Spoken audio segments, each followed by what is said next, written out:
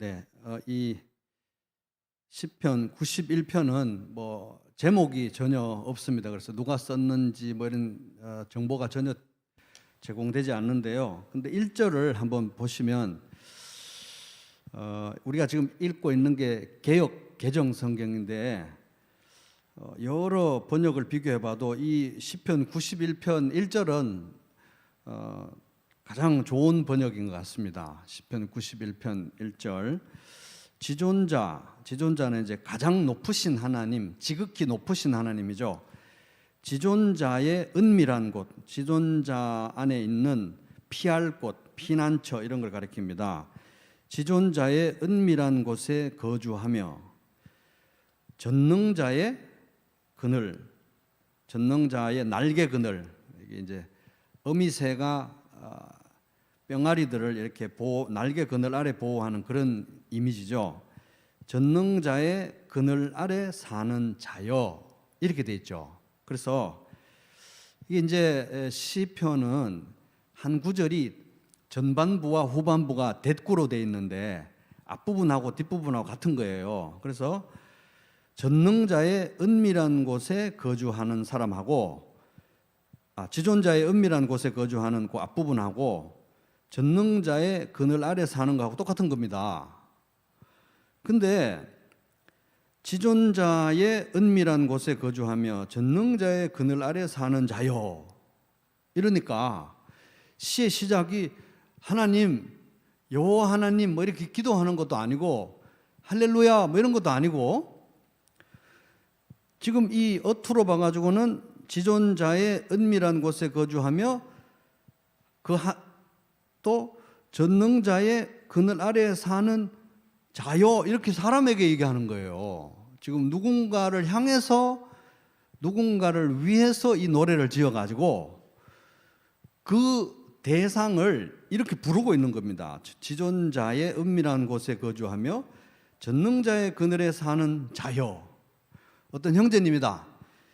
지존자의 은밀한 곳에 거주하시는 형제님, 전능자의 그늘 아래 사는 형제님, 형제요 이렇게 부르고 있는 거예요.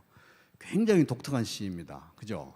누군가를 위해서 썼는데 그 사람을 부르면서 시작하는 것 시가. 그래서 이 91편은 이 시인이 어떤 한 사람을 위해서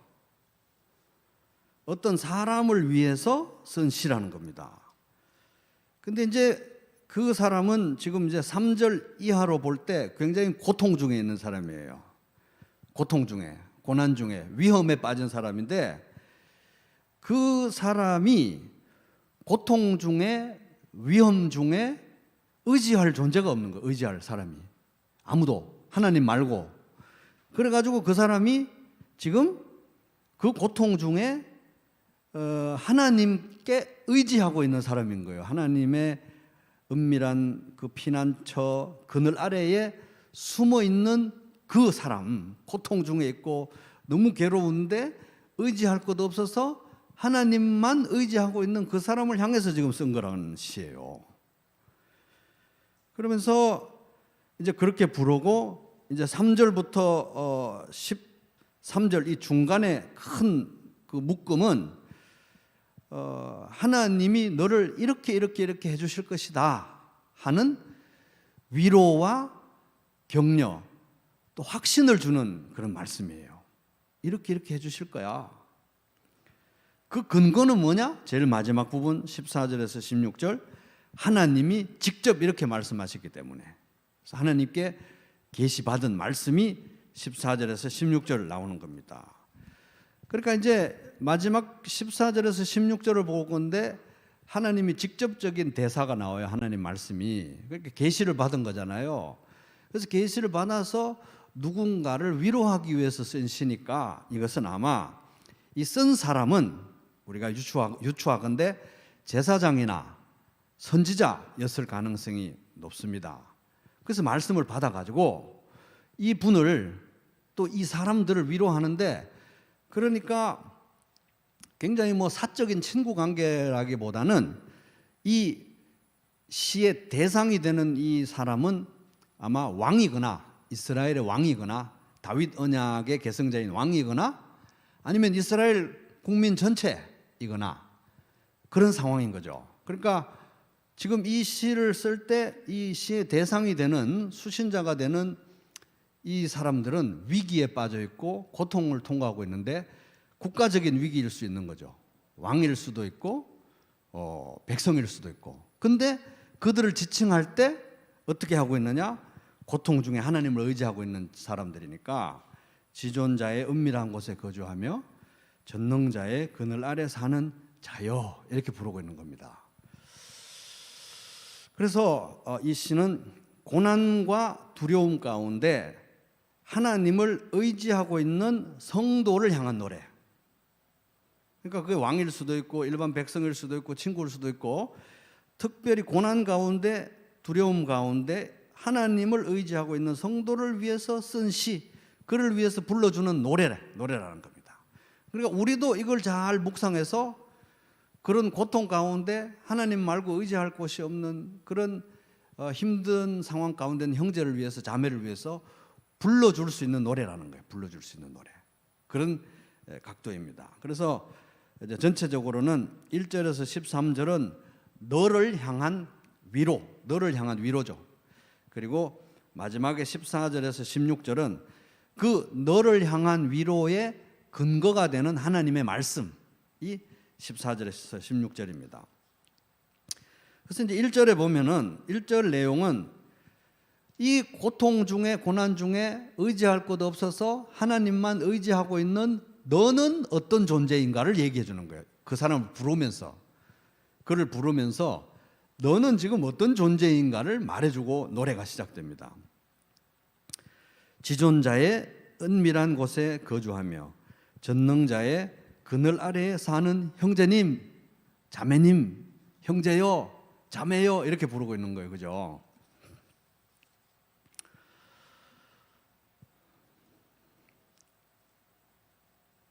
그래서 고난당하는 이 형제, 자매, 성도가 하나님 외에는 아무것도 의지할 것이 없어서 하나님만 의지하고 있지만 여전히 고통과 고난 중에 있는 건 사실이잖아요. 그를 향해서 이렇게 부름으로써 그가 어떤 존재인지 정체성을 상기시켜주고 기억시켜주고 또 그런 상황에서 겉으로 보기에는 너무 초라하지만 그가 붙들고 있는 하나님이 어떤 분인지도 기억시켜주는 시라는 겁니다. 그가 남들이 보기에는 너무 초라해 보이지만 그래서 고통과 두려움 쌓여 있지만 그래서 의지할 분이 하나님밖에 없지만 그렇게 하나님을 붙들고 있는데 당신이 하나님을 그렇게 붙들고 있는데 당신이 의지하는 그 하나님은 지존자라는 거예요. 지존자. 지극히 높은 하나님. 그리고 그 하나님은 전능자다. 전능자.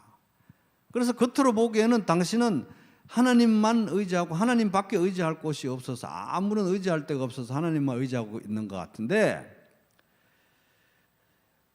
그래서 세상에서 약하고 비참해 보이는데 사실은 지존자 안에 피난처를 가장 높으신 분 안에 피난처를 삼고 있기 때문에 이 세상에 있는 어떤 높은 요새보다 더 높은 곳에 지금 당신이 숨어 있는 거다. 그 어떤 높은 요새보다도 더 높은 안전한 가장 높은 요새 안에 숨어 있다 당신은. 그리고 그 숨어 있는 그분이 전능자이기 때문에 이 세상에 그 어떤 권력이나 군대나 나라보다도 더 강력한 전능자의 날개 그늘 아래에 피해서 숨어 있는 존재가 바로 당신이다. 그래서 아예 시작부터 그렇게 부르고 있는 거예요. 지존자의 은밀한 곳에 거주하며 전능자의 그늘 아래에 사는 자매여, 형제여, 성도여 이렇게 부르고 있는 겁니다. 그래서 이제 하나님이 여기에는 아주 높은 요새, 저 산 위에 세워진 그 요새 있잖아요. 요새. 그 요새에 비유되고 있고 또 병아리를 이렇게 날개 그늘에서 꾹꾹꾹 하면서 품는 어미새에 비유되고 있는 겁니다. 하나님이. 그거는 고난 중에서 하나님을 붙들고 있는 그 성도, 세상의 관점에서는 초라한데 그 성도를 바라보고 있는 하나님의 관점인 거죠. 어떤 관점으로 하나님을 바라보고 계신지를 보여주는 표현인 것입니다.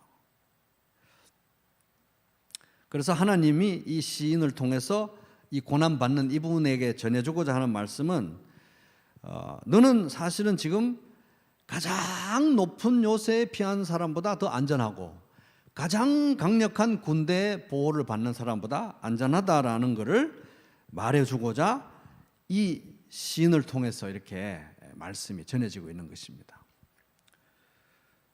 그래서 하나님은 가장 높으신 분이구나, 전능하신 분이구나, 내가 하나님께 피하고 하나님께 숨는다는 것은 어떤 의미구나를 발견하게 하는 표현이라는 거죠.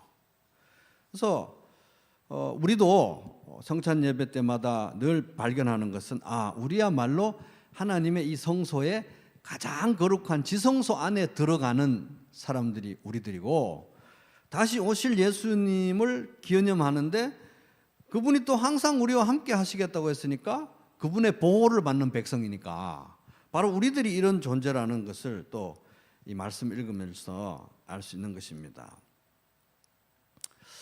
그래서 이제 1절에 이렇게 그 대상자에 대해서 여러분도 한번 이 시를 읽으면서 그런 형제, 그런 자매, 그런 사랑하는 어떤 분이 있다면, 사랑하는 분들 중에 고통 통과하면서 의지할 곳 없어서 하나님만 붙들고 있는 분이 있다면 그를 생각해 보면서 이 노래를 한번 묵상해도 될 거예요.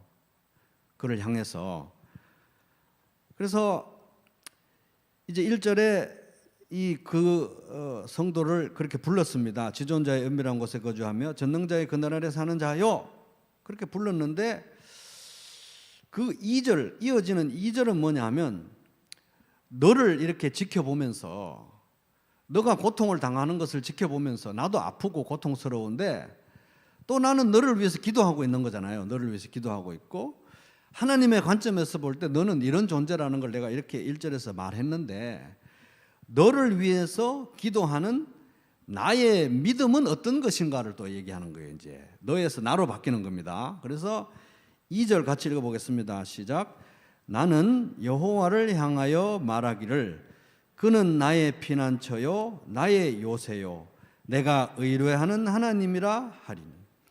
그래서 1절은 너를 향한 말씀이에요. 너를 부르는 표현이고, 2절은 그 너를 부르는 나의 믿음을 얘기하는 거예요. 그죠? 너의 2인칭에서 이제 1인칭으로 바뀐 겁니다. 이제 이 관점이.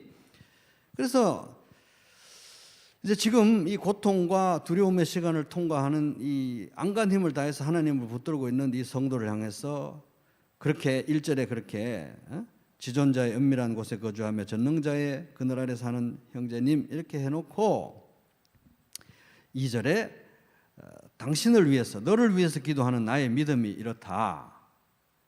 나의 믿음이 이렇다. 나의 믿음은 뭔가? 나는, 너를 위해서 기도하는 나는 뭘 믿고 있는가? 하나님이 내가 피해서 도망갈 나의 피난처라고 나는 믿고 있고, 그리고 내가 피해서 살기 위해서 숨는 요새라는 것을 나는 믿고 있고, 그리고 내가 의지하는 분이 하나님이다. 나는 이분을 의지한다. 요새로서, 피난처로서. 이 내 믿음을 얘기하는 거예요. 너를 위해서 기도하는 나의 믿음이라는 겁니다. 그런데 형제의 고난과 고통, 또 그의 상황을 바라보면서 내가 기도하고 있는데 갑자기 뜬금없이 나의 믿음을 이야기하는 이유가 뭐냐는 거예요. 나의 믿음에 대해서 얘기하는 게 뭐냐는, 이유가 뭐냐는 겁니다. 지금 안 그래도 이 형제는 힘든데 거기다 대놓고 나는 이렇게 뭐 좋은 믿음을 가지고 있다 이렇게 자랑하고 있는 것인가? 그건 아니라는 거예요. 왜 이 형제의, 이 성도의 고통과 기도에 대해서 얘기하면서 왜 지금 내 믿음을 얘기하는가? 그 이유가 3절에 나오는 거예요. 3절 같이 읽어보겠습니다. 시작.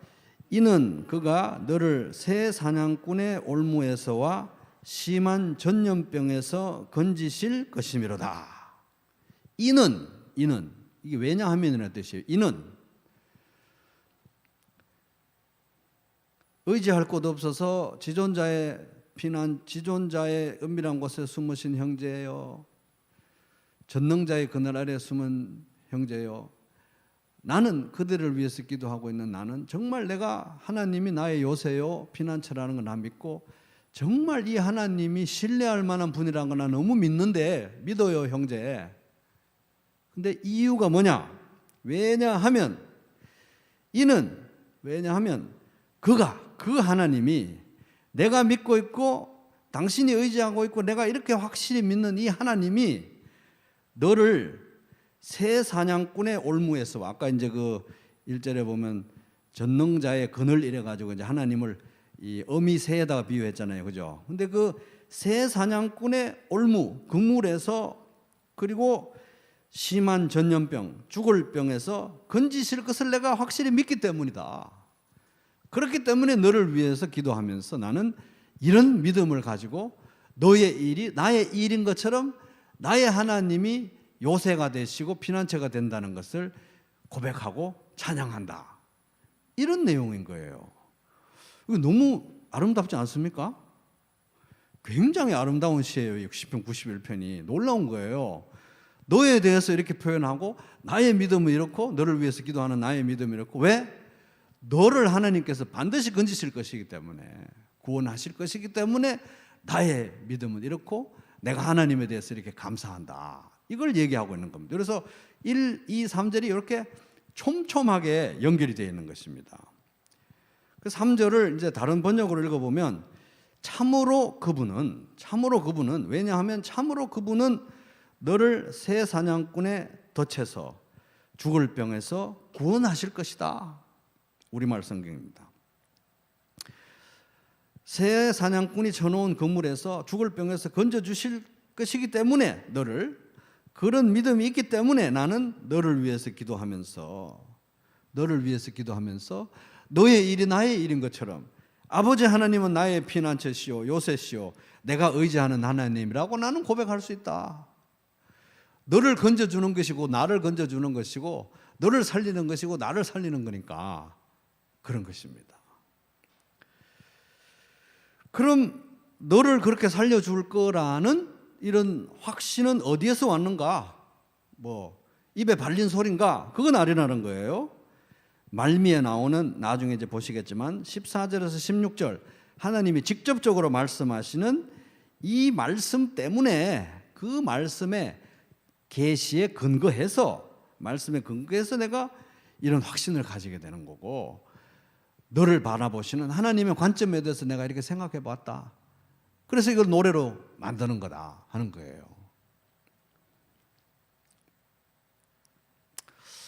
야, 그러니까 이게 참 굉장히 아름다운 시인 겁니다. 그죠? 그러니까 우리는 사실 성도라는 거는, 형제자매라는 건 이런 존재라는 거죠. 내가 너를 위해서 기도할 때 이런 관점이어야 된다는 것입니다. 우리는 서로 이렇게 기도해야 되는 사이인 거예요. 서로에게 그렇게, 당신은 지금 의지할 곳 없어서 하나님만 의지하는 것처럼 초라해 보이지만 그 의지하는 하나님이 가장 높은 지존자고 가장 힘이 강한 전능자다. 그래서 가장 높은 요새에 숨은 사람보다 더 안전하고 가장 강력한 군대의 보호를 받는 사람보다 더 안전하다. 그런 이제 정체성을 일깨우고, 그런 가운데 서로를 위해서 기도하는 가운데, 하나님이 이 사람을 건져 주실 것이다. 이런 하나님의 역사에 대한 믿음을 가지고, 간절한 믿음을 가지고, 마치 너의 일이 나의 일인 것처럼, 너를 건지시는 게 꼭 나를 건지시는 것처럼, 너의 요새이신 하나님이 마치 나의 요새이신 하나님이고, 너의 피난처이신 하나님이 나의 피난처이신 하나님처럼, 내가 그렇게 하나님은 너를 위해서 기도하다 보니 내가, 너를 살릴 것이기 때문에 하나님은 나의 요새요 나의 피난처요 내가 의지할 하나님이라고 나는 고백한다. 이렇게 얘기하는 것입니다. 성도는 이 땅에서 그런 관계인 것입니다. 그러니까 이제 또 이런 노래를 읽으면서 나 자신에 대한 적용도 중요하겠죠. 아, 내가 지금 이 혼돈스러운 시대에 여러 가지 제한 속에서, 두려움 속에서 하나님을 의지한다고 하나님을 붙들고 있는데, 내가 붙들고 있는 하나님, 내가 의지하고 있는 하나님, 내가 숨어 있는 하나님은 어떤 분인가? 지존자라는 거예요. 지존자. 지극히 높으신 하나님, 그리고 전능자. 그 어떤 군대보다 강한 전능자 하나님 안에 내가 숨어 있다. 그러니까 내가 하나님을 의지할 때 내가 의지하는 하나님이 어떤 분인지 알아야 되고, 내가 하나님께 숨어 있다면 내가 숨어 있는 하나님이 어떤 분인지 또 알아야 되고, 내가 하나님을 또 붙들고 있다면 또 그 붙드는 하나님이 어떤 분인지 알아야 된다 하는 것입니다. 그러니까 이제 나에 대한 적용도 되는 거죠. 그죠? 그리고 우리 사랑하는 가정교회 식구들 위해서 기도할 때 이런 관점에서 기도해야 되는 것입니다. 또 우리 교회 식구들을 위해서 기도할 때도 이런 관점에서 기도해야 되는 거죠. 내가 사랑하는 내 사랑하는 사람들을 위해서 기도할 때도 이런 관점에서, 너가 의지하는 하나님은 지존자, 너가 의지하는 하나님은 전능자. 그것을 내가 또 알고 기도해야 되는 거죠. 그죠? 내가 알고 그런 믿음을 가지고 그렇게 바라보고 기도해야 하는 것입니다. 자, 4절 이제 3절에 왜냐하면에서 쭉 연결되는 거예요. 이제 3절부터는 13절까지는 왜냐하면으로 시작되는 3절부터 쭉 나오는 내용은 하나님이 너에게 이렇게 하실 것이다, 이렇게 하나님이 너를 보호하실 것이다 하는 그런 내용들입니다. 자, 4절까지만 보겠습니다. 4절 같이 읽어보겠습니다. 시작. 그가 너를 그의 깃으로 덮으시리니 네가 그의 날개 아래 피하리로다. 그의 진실함은 방패와 손방패가 되시나니. 제가 다른 번역 읽어보겠습니다. 하나님께서 너를 그 깃털로 감싸주시니 네가 그 날개 아래로 피할 것이며 그 진리가 내 방패와 성벽이 되리라. 여기인데 우리 개역 성경에 손방패 이런 단어가 있는데, 손방패라는 이 히브리 단어 소헤라라는 단어는 구약 성경에 여기 딱 한 군데만 나온답니다. 그래서 이 단어가 무슨 뜻인지 많이 전통적으로 혼란이 있었는데, 전통적으로는 손방패라고 번역되는데 최근에는 또 언어학적인 발견에 의해서 성벽으로 이렇게 번역을 또 하고 있습니다. 어쨌든 방패, 뭐 손방패, 성벽 다 보호를 이야기하는 거죠. 보호, 하나님의 보호를 가리키는 표현들입니다. 그래서 이제 이 스펄전 목사님은 요 4절을 보고 놀란 거예요. 우리는 그냥 4절 보고 이렇게 대충 보는데 이 사람이 소스라치게 놀란 것 같아요. 이런 표현이 성령의 영감을 받아 성경의 일부가 되었다는 것이 너무 놀랍다. 어떻게 하나님이 자기 스스로를 날개짓하며 꼭꼭 날개짓하며 병아리를 보호하는 암탉에다가 비유할 수가 있는가? 놀란 것 같아요. 무엇을 말하고자 함인가?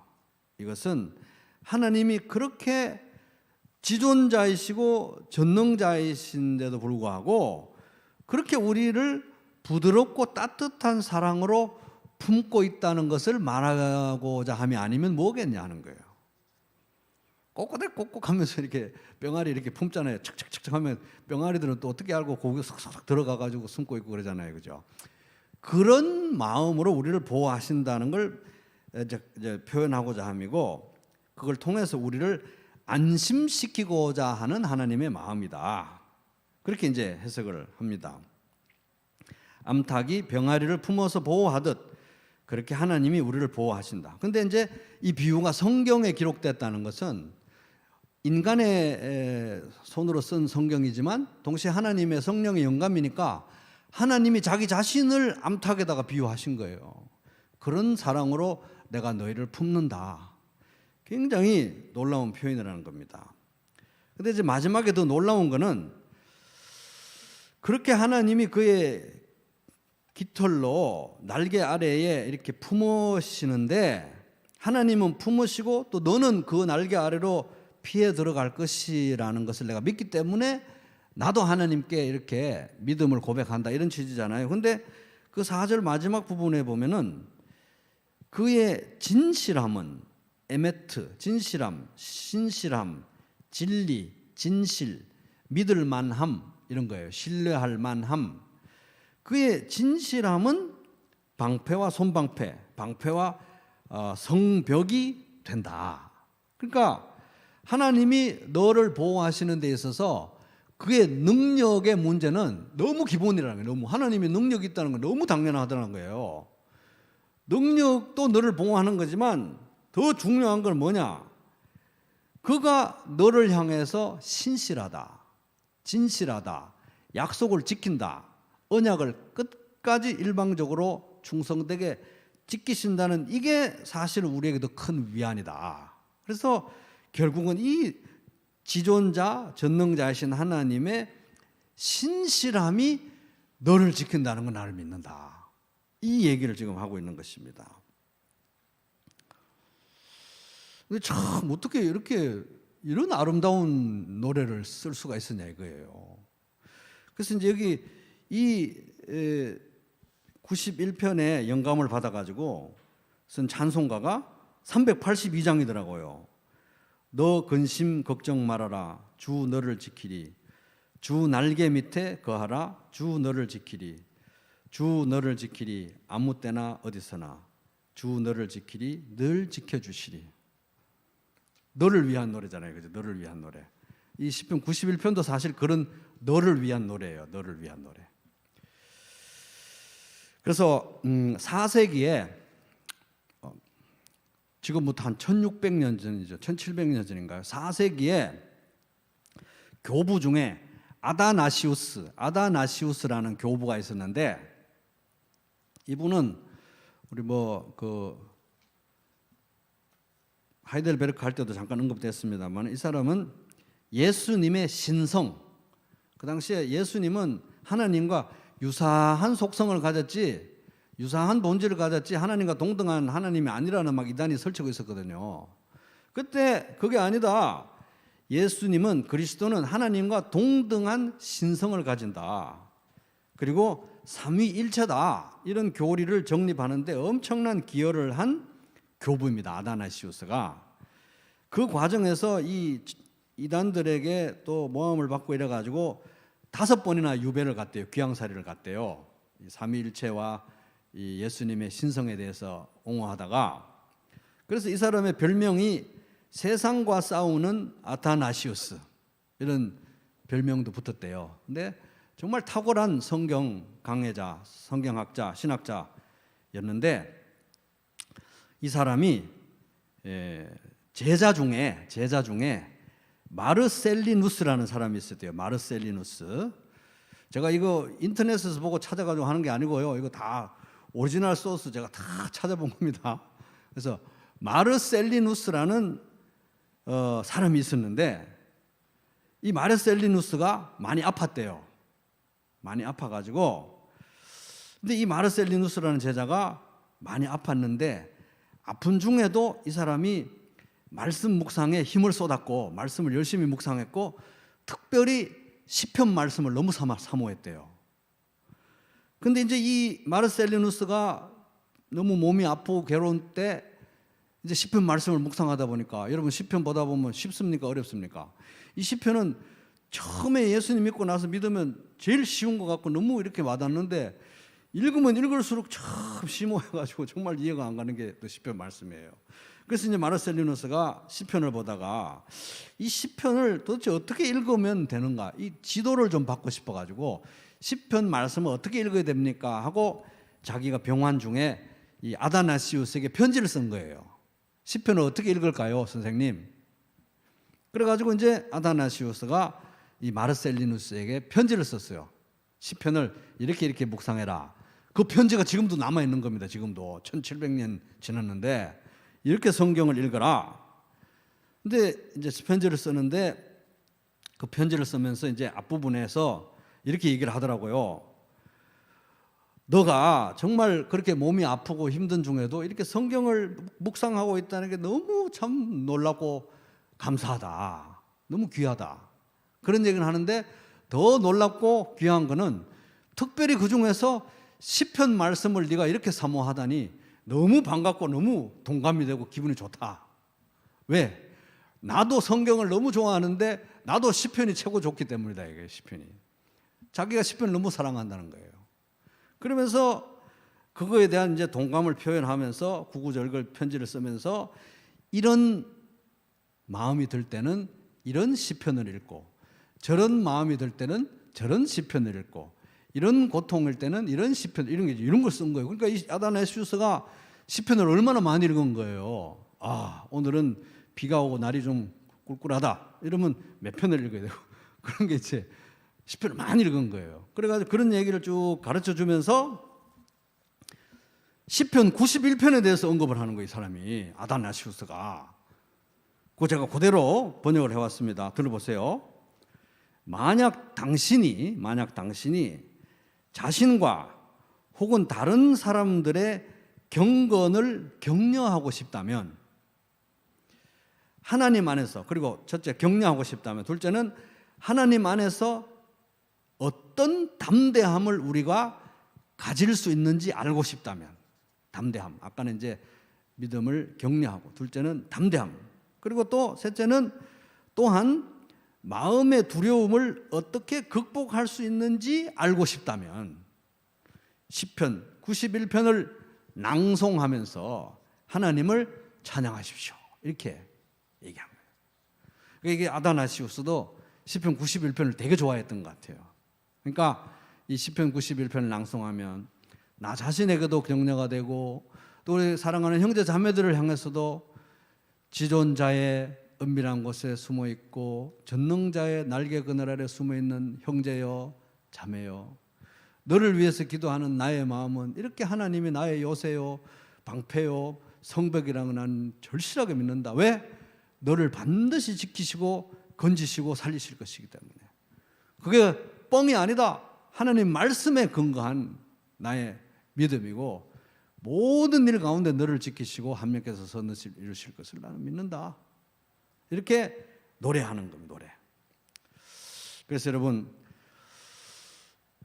나 자신의 이 신앙을 또 격려하고 또 우리 서로의 신앙을 경건을 격려하고 싶다면, 또 담대함을 주고 용기를 주고 정체성을 일깨우고 싶다면, 두려움을 어떻게 극복하는지 말해주고 싶다면 이 시편 91편을 묵상하고 이 묵상한 내용을 또 우리 사랑하는 형제 자매들에게 전해주고 그걸로 위로하고, 그렇게 그를 위해서 기도할 때 이 시편 91편의 말씀을 묵상하면서 또 이 말씀에 근거해서 그렇게 기도하시기 바랍니다.